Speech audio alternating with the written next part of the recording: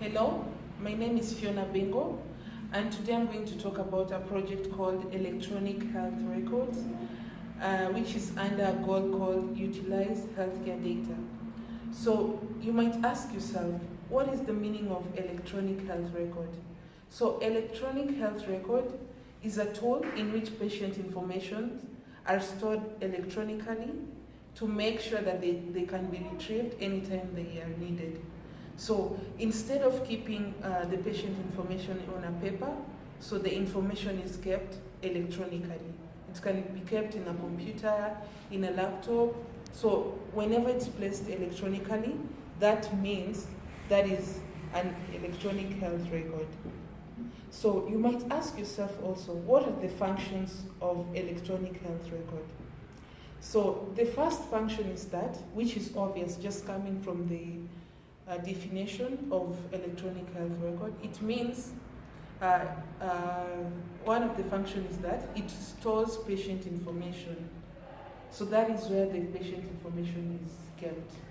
The second one is that it saves time for the providers, because instead of just going and look for papers that contain the information of patients, so the healthcare provider can just go to that electronic health record and just find the information of the patient easily. The next function is that patients can be involved in their care, because this is because in a way a patient can be able to see their information, how they are progressing with their health, what they need to do in order to improve on their health. And then lastly, another function is that it provides administrative tools. As you know, there are some different kind of activities which normally happen in the hospital. So we have such as booking appointments and tracking the progress of other physicians to see what they have already done and what they need to do again. So this also helps. It gives a hand for administrative tools. So also there are some benefits of electronic health record. As you know, technology is advancing and it has some benefits. Also, electronic health record is under technology, so it has some benefits. So one of the benefits is that it improves quality of care. So just like I've told you, instead of just keeping the information on papers, which can sometimes be destroyed, maybe it can be rained on and then it gets destroyed. Also, maybe some physicians might be having a bad handwriting where people cannot see what they wrote. So it improves quality of healthcare because the health of a patient can be tracked and be retrieved where possible. Another thing is that it reduces medical errors, because you can also do some calculation using the electronic health record. So instead of just writing, as we know also, human is to error. So even though you trust someone to calculate something, but at some point they can make mistakes, which is not good. But if you use electronic health record, it can help to reduce those kind of medical errors. Another benefit is that it improves ability to conduct research. This is in a way that if the whole information of a patient is kept well, then someone can go back and check some of the things that they can do or what they can research about to find maybe a solution for a particular problem, or what they can do to just improve the quality of healthcare. So also, as you know, that even though technology has some benefits, it also has some drawbacks. So what are the drawbacks of electronic health record? So the first thing is about cost. The purchasing cost of electronic health record is too high, where if a small practice tends to buy it, they will have to buy to save a lot of money in order for them to buy. But it's costly. In addition to that, there is another drawback, which means that the maintenance cost is too high. It is too high because you have maybe to train people on how to use it. When it gets destroyed, you have to bring some other spare parts, which is also so expensive. Again, it also disrupts workflows, because there are some physicians who might be used to do their work in this way, and others, and then you bring a new tool. This can really bring confusion, and it might disrupt how they are working. So that was all about electronic health record, but it has some components. There are some components which are used for direct clinical care and others which are used for administrative processes. So let me just start with the ones which are used for direct clinical care. So the first component is patient management. So this component is very important because it helps in patient registration, admission, transfer, and discharge of patients. So patient registration is all about keeping patient information, which includes demographics, insurance information, and contact information, because you need to contact the patients another time. So who uses this tool and how do they use it? So the ones who use this tool are healthcare providers. When a patient visits the hospital, the healthcare provider uses it to keep the demographics of the patient and also the insurance information of the patient, and as I've said earlier, the contact information. That is how they use it. So this component has some benefits. So it helps in storing patients' health information clearly. This is because anytime the patient comes to visit the hospital, the information can be found easily because it's kept in one place with that patient information. Even though it has some benefits, it also has some issues or limitations. So it boosts violation of patient's information. As you know, a patient information needs to be kept private, but if you put it in a electronic health record, some other person can get it, which is not good for to reveal the patient information. So how does it integrate with other clinical or administrative processes?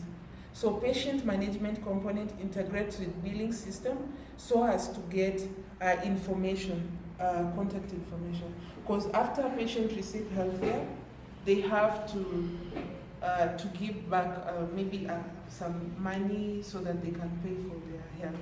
So patient management goes together with billing system. Yeah, so let me go to another component. So we have computerized provider or order entry. So it's called CPOE.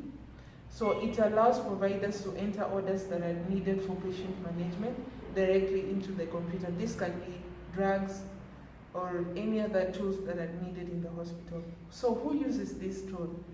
Again, they are the providers who uses it. They use this tool by utilizing clinical decision support tools such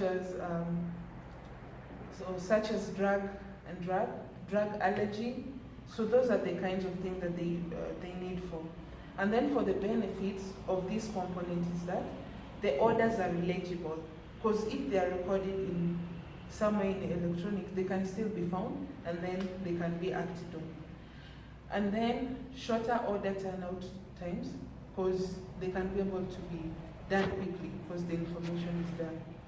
Again, we have limitation about this. It is time consuming because you have to record the things that are needed, and sometimes some people don't know how to type, and then it's hard for them to record it. So how does it integrate with other clinical or administrative processes? This component integrates with pharmacy system so that they can know the drugs that are needed in the facility. So the pharmacy coordinates all drugs and also maybe the tools, other tools such as injections or any other kind of drugs. Yeah. So that is how it coordinates with it, so as to confirm the ones which are missing to be brought. So that was it about direct clinical care. Let's move on to the components that support administrative processes. Let's now move on to the components that support administrative process. So the first one is billing system. So this is a system which helps the providers to build charts which captures the charges generated after the services offered to patients. Because when a patient comes, they have to pay back some money. So billing system helps to arrange the bills in the right way. So who uses it? So these are the accountants who are in the hospital. They use this tool to keep the name of the patient, the day they visited, the facility, and the amount they paid, or what they still owe. So it has some benefits because it saves time. Because you have the name of the patient, you can still be able to update it every time and then. So it reduces calculation errors because sometimes someone might start, if it was not for electronic health record, they could not be able to calculate in the right way. So by this billing system, they can be able to calculate. So the issues are obtaining data is so hard because this is because it has to be collected from different areas so that they can be compiled together in order for them to know the kind of bills that the person is supposed to pay. So how does it integrate with other clinical or administrative processes? The billing system integrates with patient management so that they can get contact information of every patient. So a billing system needs the information of the patient. So they get it from the patient management. So let's move on to another component. We have physician schedule. This is very important because this component is used to show the physician the arrangement of plans of the day, what they are going to do on the day. So it helps them to know the patient messages that have been sent. Maybe someone has booked an appointment or they need a service from them. So it helps them to know that. Who uses it? So physicians are the ones who uses it. They use this tool to plan their daily activities by knowing the appointments of different patients and how they can manage them. So benefits, it improves the efficiency of clinical practices by arranging plans in the right order. It also boosts timely service to patients because if the information are there, you can be able to know what they want.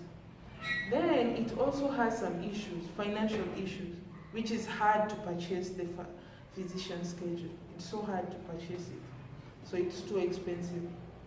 And then how does it integrate with other clinical or administrative processes? Physician schedule integrates with patients' charts so that they can adjust different appointments. For example, if someone cancels their own appointment, then physician can choose to put another patient instead of the one who just canceled their appointment. So those are the components that can be used to support both direct clinical care and administrative processes.